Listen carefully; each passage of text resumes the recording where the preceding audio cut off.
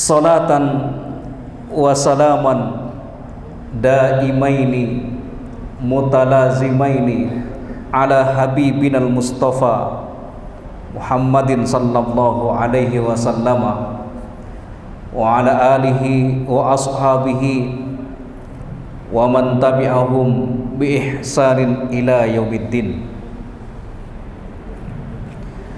Yaqulullahu tabaraka wa ta'ala fi muhkami tanzilihi, a'udzu billahi minasy syaithanir rajim. Wal takum minkum ummatun yad'una ilal khair wa ya'muruna bil ma'ruf wa yanhauna 'anil munkar wa ulaika humul muflihun. Shadaqallahul azim.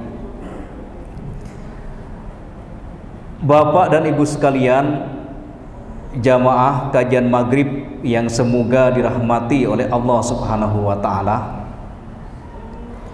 Alhamdulillah, kita bersyukur kepada Allah Subhanahu wa ta'ala.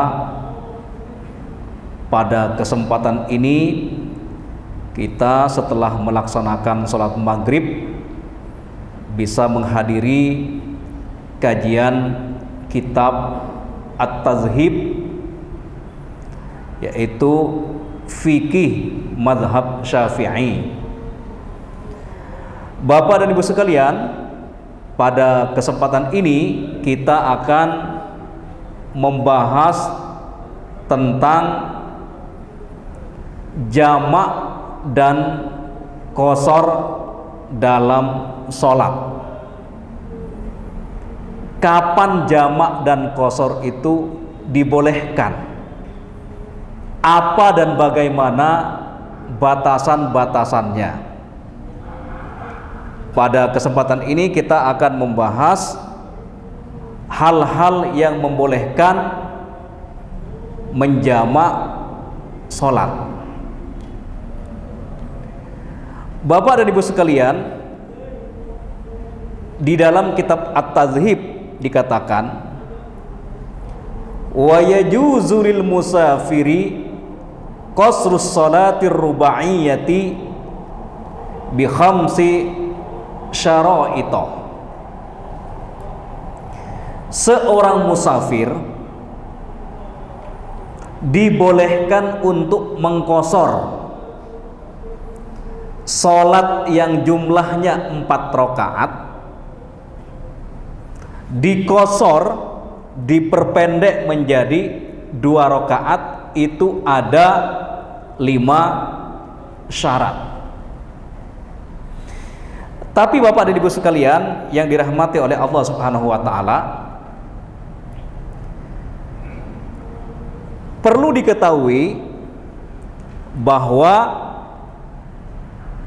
jamak dan qashar itu dibolehkan dalam kondisi safar.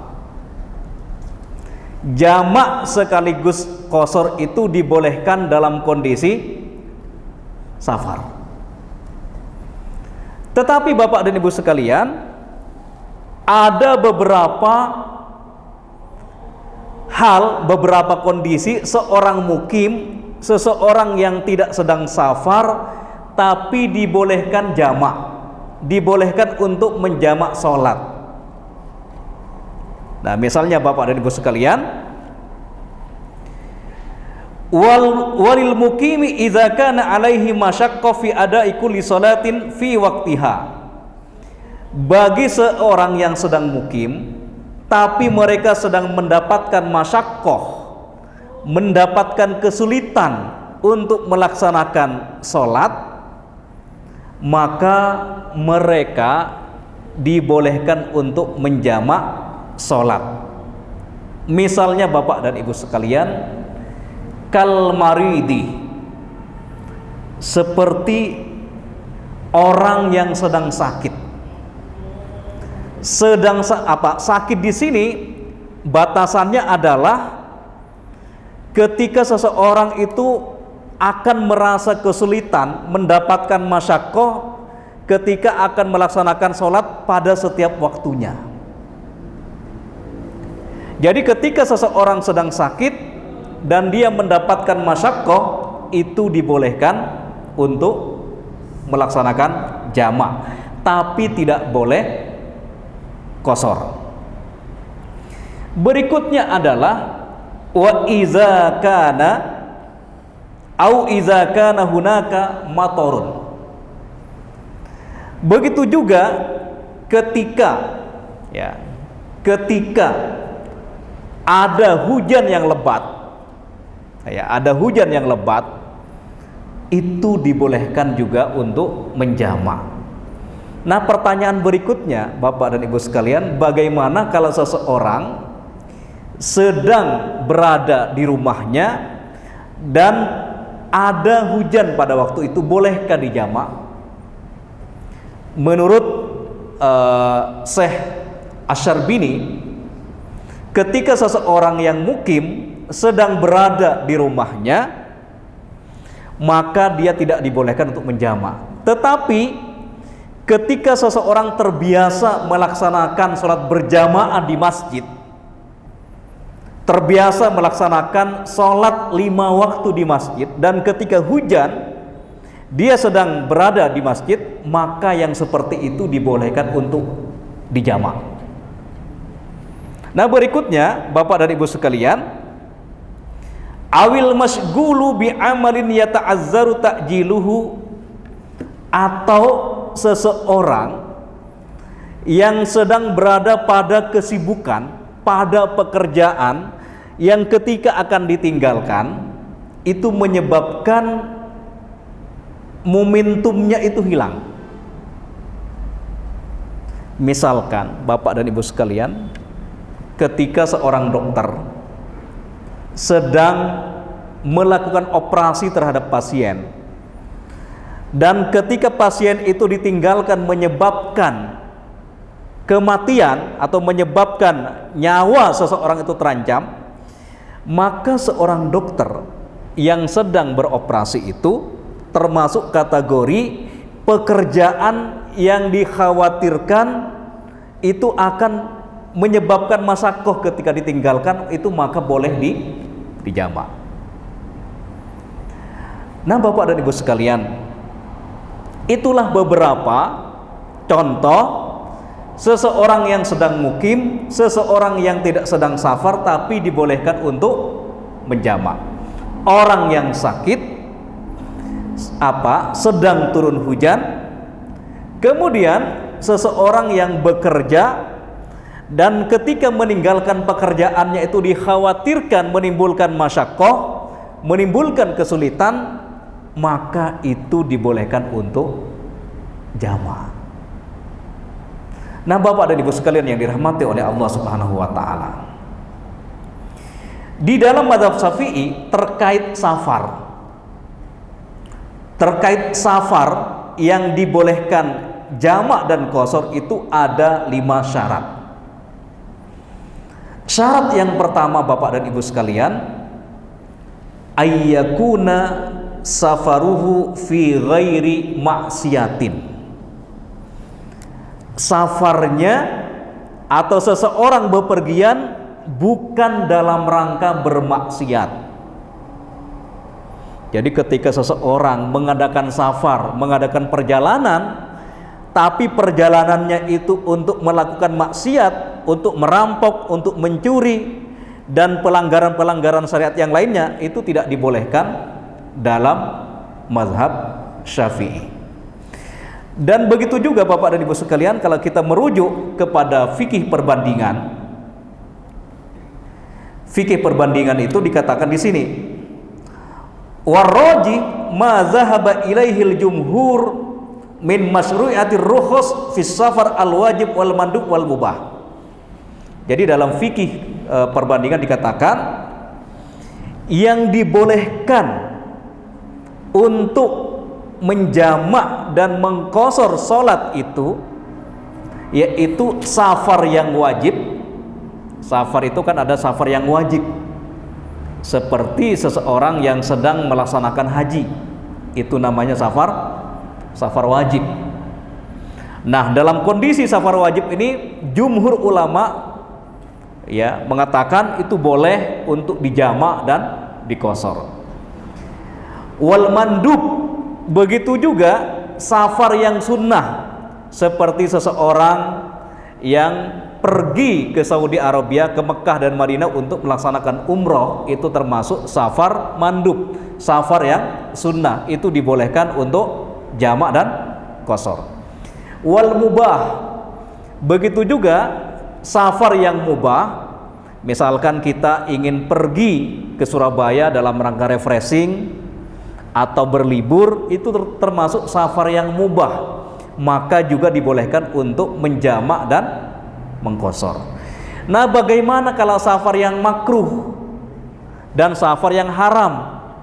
Nah, para ulama, yaitu jumhur ulama mengatakan jamak yang dibolehkan dan qasar yang dibolehkan itu hanya pada safar yang wajib, safar yang sunnah, dan safar yang mubah. Adapun safar yang makruh, safar yang haram itu tidak dibolehkan untuk menjamak dan mengqasar sholat. Kemudian Bapak dan Ibu sekalian, tadi syarat yang pertama dalam mazhab Syafi'i, safarnya itu bukan dalam rangka bermaksiat. Kalau dalam rangka bermaksiat, maka tidak boleh menjamak dan mengqasar salat. Syarat yang kedua, wa an takuna masafatuhu 16 farsakhan. Ini syarat yang kedua ini dalam mazhab Syafi'i terkait dengan jarak, batasan jarak yang membolehkan seseorang itu jamak dan qasar. Nah, dalam mazhab Syafi'i itu 16 farsah. Jaraknya itu 16 farsah. Nah, 16 farsah itu berapa kilo? Ini dijelaskan ya. Yaitu sekitar 81 kilometer ya. Di sini dikatakan sittata asyara farsakhan tusawi wahid wasamanin kilometron takriban. Jadi 16 farsah, jarak 16 farsah itu sama dengan 81 kilometer. Itulah yang dibolehkan untuk menjamak dan mengqasar dalam mazhab Syafi'i. Tapi pada prakteknya Bapak dan Ibu sekalian, ketika seseorang akan menempuh perjalanan ya, misalkan 81 kilo dan dia sudah keluar dari kota ya, sudah keluar kota, tidak harus sampai 81 itu, tapi ketika seseorang sudah keluar kota, niatnya safar yang wajib atau safar mubah atau safar sunnah, maka itu sudah dibolehkan untuk jamak. Tapi Bapak dan Ibu sekalian, kalau kita merujuk kepada fikih perbandingan, ternyata para ulama itu berbeda pendapat ya. Berbeda pendapat terkait jarak yang harus ditempuh. Ini supaya kita kaya wawasan ya, tidak mudah menyalahkan orang yang berbeda dengan kita. Perlu saya sebutkan, kalau dalam mazhab Syafi'i itu ya, jarak yang harus ditempuh dalam sebuah safar itu 81 sampai 83 kilometer. Tapi saya perlu bacakan juga pendapat-pendapat yang lain. Ini sengaja saya bawa kitabnya ya dari Al-Azhar Kairo ya. Jadi pendapat yang pertama, as-safar at-tawil huwa alladhi la takillu muddatuhu an masirati salasati ayyam basiril ibil. Jadi pendapat yang pertama Bapak dan Ibu sekalian, seseorang yang dibolehkan untuk menjamak dan mengqasar dalam safarnya, pendapat yang pertama itu agak ketat ya, ketat banget, yaitu 3 hari perjalanan unta atau jalan kaki ya. Jadi 3 hari perjalanan unta atau jalan kaki itulah yang menjadi apa? Jarak batasan minimal seseorang itu boleh jamak dan qashar. Ini perlu saya sebutkan ya. Ini pendapat dari sebagian sahabat seperti sahabat Ibnu Mas'ud, begitu juga pendapat Imam Asy-Sya'bi, wan Nakhai dan As-Sauri. Inilah juga yang dipegang oleh mazhab Zahiri, yaitu mazhab yang didirikan oleh Abu Daud Az-Zahiri, pendiri dari mazhab Zahiri. Jadi pendapat ini mengatakan jarak minimal seseorang itu dibolehkan jamak dan qashar itu adalah 3 hari perjalanan unta atau jalan kaki. Ini berat banget ini. Ini pendapat yang pertama. Kalau dalam mazhab Syafi'i tadi adalah perjalanan 81 sampai 83, baik itu perjalanan kaki ya, perjalanan darat, bisa jalan kaki, bisa naik bis, bisa naik motor, bisa naik mobil, bisa naik pesawat, atau juga perjalanan pakai kapal laut. Yang menjadi patokan itu adalah batasan minimal jaraknya. Adapun sarananya itu tidak menjadi pertimbangan.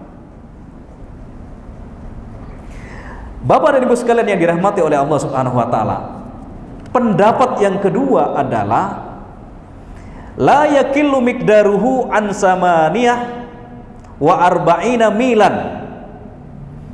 Nah, pendapat yang kedua ini mengatakan jarak yang harus ditempuh seseorang dibolehkan menjamak dan mengqashar salat itu adalah 48 mil. Kalau 1 mil itu berapa kilo? 1 kilo berapa? 1 mil itu, kalau tidak salah sekitar 1 kilo 1,5 ya, sekitar itu 1 mil. Berarti kalau 48 mil itu berapa kilo? Tambah aja berarti kan ya kan. Jadi di sini ada apa? Pendapat yang kedua ini mengatakan itu 84 mil. Nah, Bapak dan Ibu sekalian, pendapat yang ketiga, as-safar at-tawil huwa alladhi la takillu muddatu an masirati yaumin wa naqlin anil Auza'i. Pendapat yang ketiga ini adalah jarak minimal yang harus ditempuh dalam perjalanan yang membolehkan jamak dan qashar itu tidak boleh kurang dari apa? Perjalanan 1 hari. Jadi patokannya itu adalah hari. Itu pendapat Imam Al-Auza'i. Jadi kalau kita mengadakan perjalanan hanya setengah hari, dalam pandangan mazhab Al-Auza'i itu tidak dibolehkan jamak dan qashar, karena harus minimal 1 hari perjalanan, apapun sarana transportasi yang digunakan, patokannya adalah harinya. Al-qaulur rabi', pendapat yang keempat, as-safarut tawil alladhi la yakillu miqdaruhu an khamsata asyara milan. Nah, pendapat yang keempat ini adalah jarak minimal yang membolehkan jamak dan qashar itu tidak kurang dari 15 mil. Pendapat yang kelima adalah jarak minimal seseorang dibolehkan jamak dan qashar dalam safarnya itu 3 mil. Ini makin dikit ini. Makin dikit, 3 mil sudah bisa jamak dan qashar. Ini mazhabnya dari Abu Sa'id Al-Khudri dan Imam Al-Kalbi. Nah, pendapat yang keenam, Bapak dan Ibu sekalian, allazi la yakillu miqdaruhu an mil. Yang keenam ini yang membolehkan kita menjamak dan mengqashar salat jarak perjalanan kita itu tidak kurang dari 1 mil.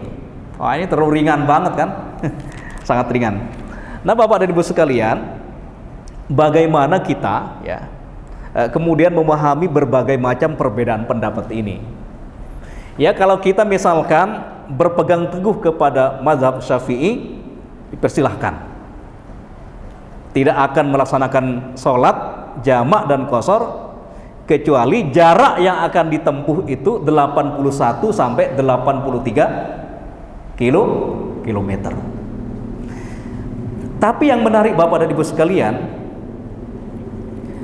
yang dirahmati oleh Allah Subhanahu wa taala, penulis buku ini yaitu Syekh Ali Ahmad Mar'i, seorang profesor dalam bidang fikih di Al-Azhar University, mengatakan yang menjadi standar itu adalah uruf atau kebiasaan, ya, kebiasaan di sebuah negara.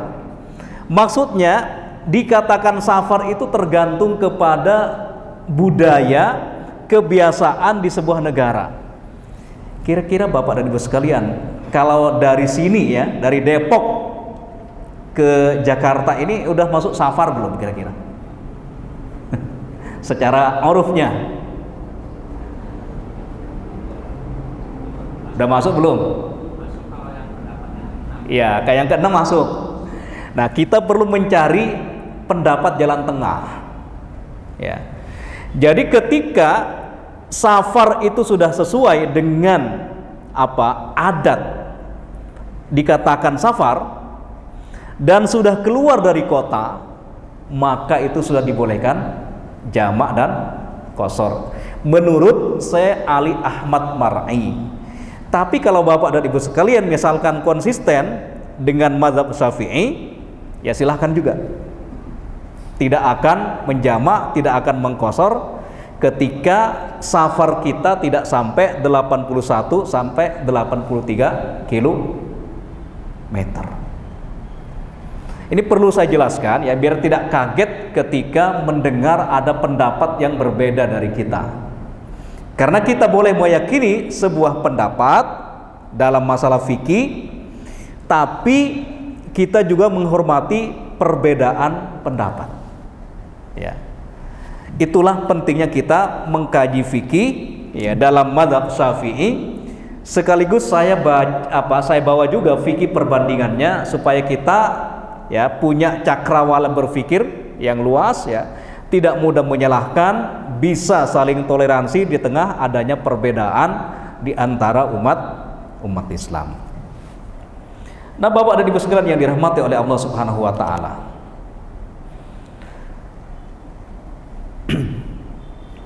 syarat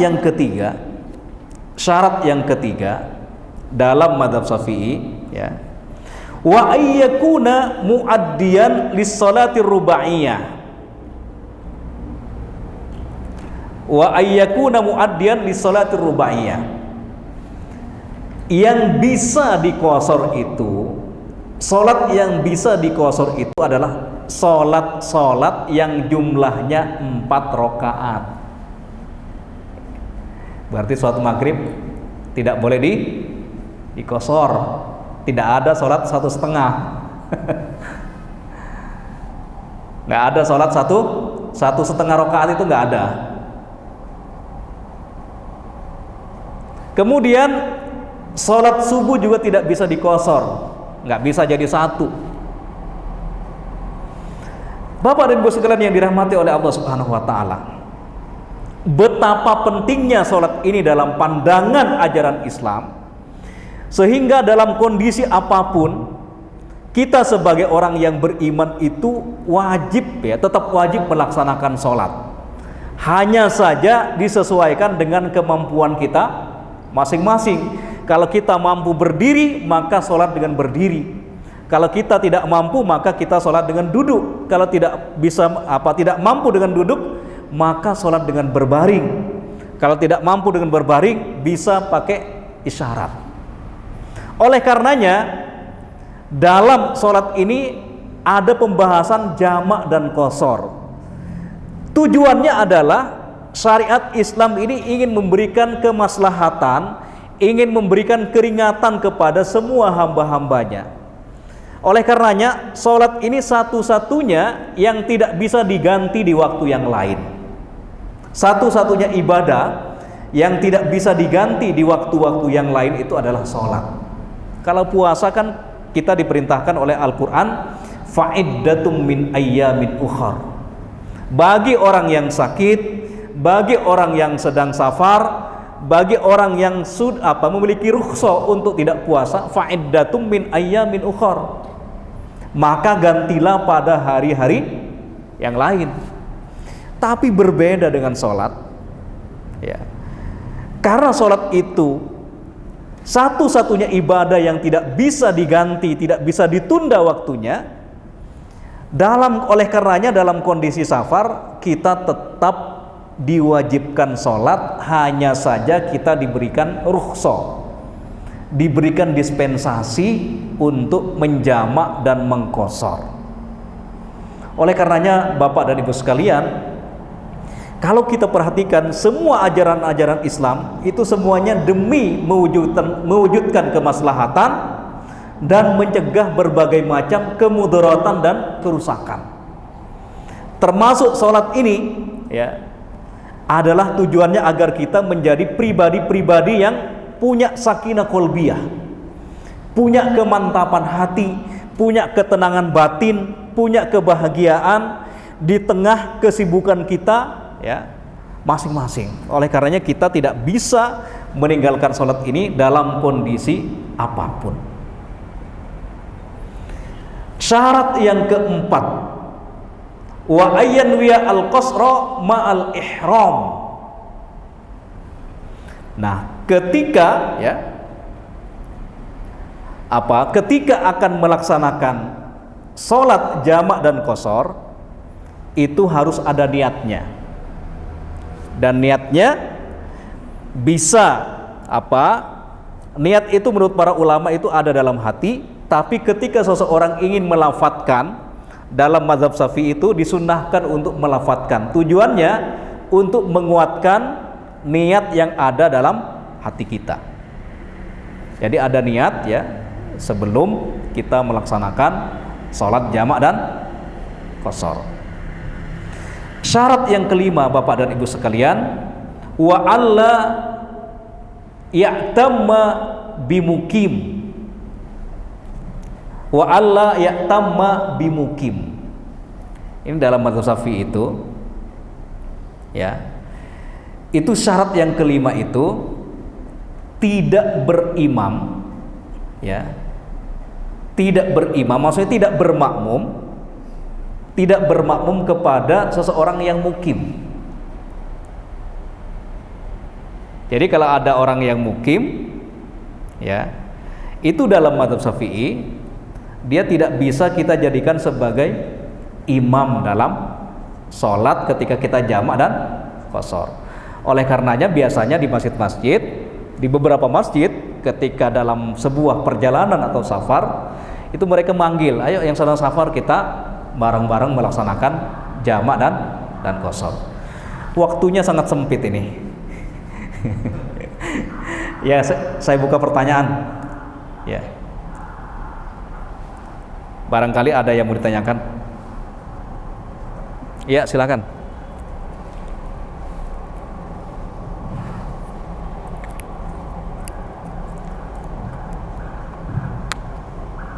Assalamualaikum warahmatullahi wabarakatuh.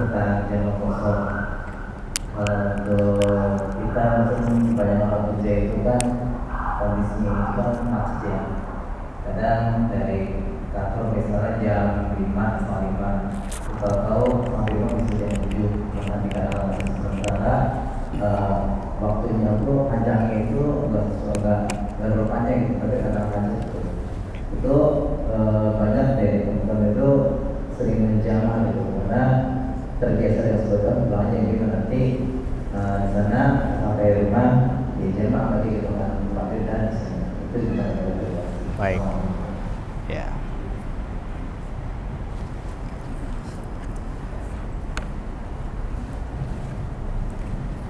Ya, menarik pertanyaannya ya.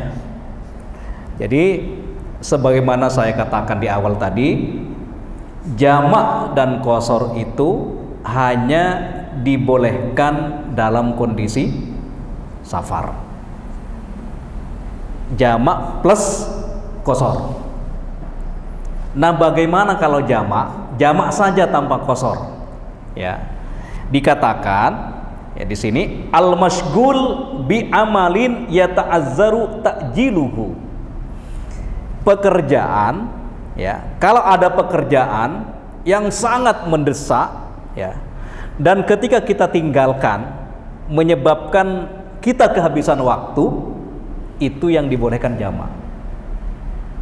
Kalau di sini dicontohkan di sini dalam kitab, ya, dalam kitab kontemporer ini, katolib fimtihanihi, seperti seorang pelajar yang sedang ujian. Kalau dia keluar, ya, izin misalkan untuk sholat menyebabkan dia terlambat, bahkan kehabisan waktunya, itu termasuk al-masghur yata'azzar ta'jiluhu. Kesibukan yang dikhawatirkan hilang waktunya. Seperti seorang dokter, ya, seorang dokter yang sedang melakukan operasi. Nah, bagaimana kalau misalkan macet? Ya, macet. Macet ini termasuk kategori masyaqah atau tidak? Ya. Masyaqah ini yang menjadi problem adalah sering berulang gitu kan. Kalau sesekali barangkali dijamak itu boleh. Ya, sesuatu yang sangat mendesak, kita sudah mau habis waktunya dan kita sudah mencari masjid tapi nggak keburu. Dalam kondisi seperti itu boleh jamak, tapi jangan keseringan diulang-ulang. Jangan tiap hari dijamak terus, gara-gara macet dijamak terus itu kan. Ya, kita yang agak pertengahan aja gitu kan. Jadi kalau itu memang mendesak dan waktunya sangat mepet, kita sudah nengok kanan kiri, tidak ada masjid, tidak ada mushola, tidak bisa berhenti. Dalam kondisi seperti itu boleh jamak saja tanpa qasar. Tapi jangan berulang. Kebiasaan dijadikan kebiasaan itu nggak boleh. Ya, seperti tadi kan hujan, ya. Kita terbiasa melaksanakan sholat berjamaah di masjid dan hujan lebat, itu dibolehkan. Tapi kalau kita sedang di rumah, itu tidak termasuk yang dibolehkan jamak dalam pandangan Syekh Asy-Syarbini. Tapi dalam pandangan mazhab Az-Zahiri yang hanya memahami tekstual hadis, baik kita berada di rumah atau di masjid itu boleh jamak. Tapi kalau kita, ya, yang mayoritas kaum muslimin di Indonesia itu mengikuti mazhab Syafi'i, ya, itu hanya melaksanakan sholat jamak ketika hujan itu ketika memang kita berada dalam kondisi sholat berjamaah di masjid, bukan di rumah. Karena memang di situ ada masyaqqah, ya, ada masyaqqah, ada kesulitan, ya, ada masyaqqah. Nah, masyaqqah ini Bapak dan Ibu sekalian, masyaqqah ini ketika kita tidak melakukannya menyebabkan ada masyaqqah, itulah yang termasuk kategori hajat. Hajat itu kadang posisinya seperti darurat. Hajat itu kadang posisinya seperti darurat. Misalkan begini Bapak dan Ibu sekalian, seorang laki-laki itu kan tidak boleh melihat aurat perempuan. Itu dalam kondisi normal. Nah, dalam kondisi hajat, misalkan kita ingin mengantar istri kita yang sedang hamil, ingin kita periksa kepada dokter laki-laki, dan di tempat kita tidak ada dokter perempuan, dokter kandungannya hanya laki-laki. Itu termasuk kategori hajat yang apabila kita tidak melakukannya menyebabkan masyaqqah. Dalam kondisi seperti itu dibolehkan. Dibolehkan kita memeriksakan istri kita yang sedang hamil, kita periksakan kepada dokter laki-laki karena sudah tidak ada alternatif. Itu namanya hajat. Kalau kita tidak melakukannya menyebabkan ada masyaqqah, ada kesulitan. Begitu juga misalkan Bapak dan Ibu sekalian, dalam kaidah itu kan dikatakan al-hajatu tunazzalu manzilatad darurah. Hajat itu kadang posisinya sama dengan darurat. Ya seperti misalkan dalam kondisi tertentu itu dibolehkan seorang wanita, ya, seorang wanita atau seorang dokter laki-laki tadi, ya, menyentuh lawan jenisnya. Ya, seorang laki-laki menyentuh perempuan, ya, ketika suntik, ya, ketika misalkan periksa kondisi badannya, itu dibolehkan. Itu dalam kondisi hajat. Dan kalau kita tidak lakukan itu menyebabkan masyaqqah, itu hajat. Tapi ada yang lebih tinggi daripada hajat, namanya darurat. Darurat itu dalam As-Suyuti, dalam pandangan As-Suyuti dikatakan bulughuhu haddan izlam yatanawal al-mamnu halaka au qaraba. Suatu kondisi apabila seseorang tidak melakukan sesuatu yang diharamkan, apabila seseorang tidak melakukan sesuatu yang diharamkan menyebabkan dia mati atau dia hilang nyawanya, itulah darurat. Jadi kalau kita dalam kondisi darurat, maka dibolehkan melakukan sesuatu yang awalnya diharamkan dalam kondisi normal. Dalam kondisi normal kita diharamkan, ya, misalkan kita tidak boleh mengkonsumsi babi misalkan, tapi dalam kondisi kita terdesak, ya, dalam kondisi terdesak kita misalkan kelaparan, berada di pegunungan, kita kehilangan bekal, ternyata di depan kita ada seekor babi yang lewat, itu boleh kita makan. Itu dalam kondisi darurat. Yang apabila kita tidak melakukan perkara-perkara yang diharamkan menyebabkan kematian, itulah batasan darurat. Batasannya adalah darurat. Begitu juga Bapak dan Ibu sekalian, kondisi darurat itu misalkan ada di antara kita jalan-jalan, ya, jalan pagi. Tiba-tiba ada tabrakan tunggal, seorang wanita tabrakan tunggal. Kalau kita menunggu panggilan, ya, memanggil dokter dulu, memanggil orang, itu menyebabkan kematian, itu sebaiknya kita boleh mengangkatnya dalam kondisi darurat. Kita segera bawa, kita angkat, kita bawa ke rumah sakit terdekat. Itu darurat. Karena ketika kita membiarkannya menyebabkan hilangnya nyawa seseorang. Gitu. Waktunya habis. Bapak dan Ibu sekalian yang dirahmati oleh Allah Subhanahu wa taala, karena waktunya sudah 2 menit lagi, saya serahkan kepada MC. Gimana? 2 menit lagi. Baik. Nah, Bapak dan Ibu sekalian yang dirahmati oleh Allah Subhanahu wa taala, betapa, ya, ajaran Islam ini sangat memperhatikan, ya, kemaslahatan seorang hamba. Maka Islam sedemikian rupa mengatur cara seseorang beribadah. Ketika kita sedang mukim, tidak sedang safar, ya, kita diperintahkan melaksanakan ibadah-ibadah itu secara normal apa adanya. Tetapi yang menarik Bapak dan Ibu sekalian, dalam kondisi kita safar, dalam kondisi kita ada uzur yang syar'i, kita mendapatkan dispensasi, mendapatkan keringanan dari Allah Subhanahu wa taala, agar kita sebagai hamba-hambanya tetap konsisten melaksanakan apa-apa yang Allah perintahkan kepada kita dan berusaha untuk meninggalkan segala yang Allah larang kepada kita. Karena Bapak dan Ibu sekalian, kita kadang merasa kesulitan meninggalkan yang ditinggalkan, tapi punya kemampuan mengerjakan yang Allah perintahkan. Terkadang di antara hamba-hamba Allah yang beriman ini, ada di antara mereka yang mudah melaksanakan yang Allah perintahkan, tapi susah meninggalkan yang dilarang.